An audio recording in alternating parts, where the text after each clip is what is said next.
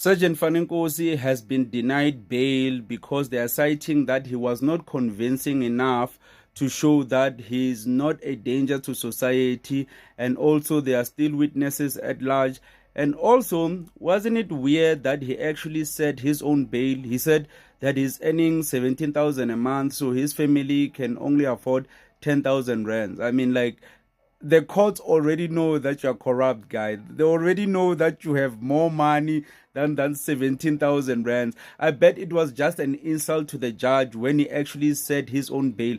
How does he know maybe they were going to set the bail at 100,000 rands because they know that he has money that's stashed somewhere, and most probably he bought many things and even properties in his family's names, or his children, or his aunts, his uncles, and all of that. So, man, it's not really surprising that they denied him bail.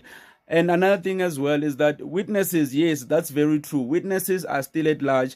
And as I said, that even if Faninkos is in jail, still is a risk, because he most probably has a phone inside of jail and he can still call people to manipulate certain situations.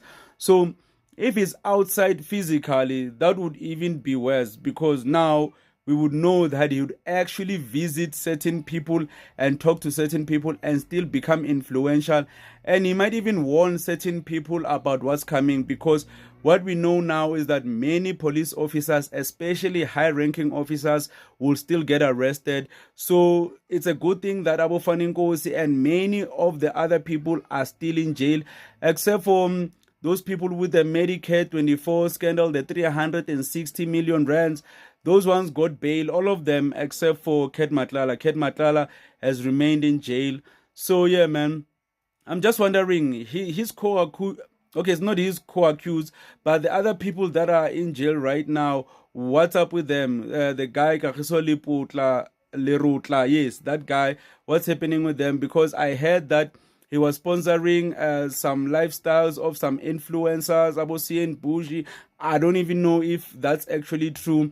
But yeah, a lot of people are being accused and they're being arrested at the same time. As you saw, Julius Mkhwanazi as well, he got arrested.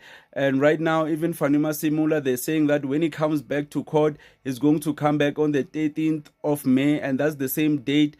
That's when Ket Matlala will be appearing, because Fanima Simula was arrested for that Medicare 24 scandal. So it is still going to go crazy. And they're even calling out that Fanema Simula should be suspended, and rightfully so. How can we have a national commissioner that's attending court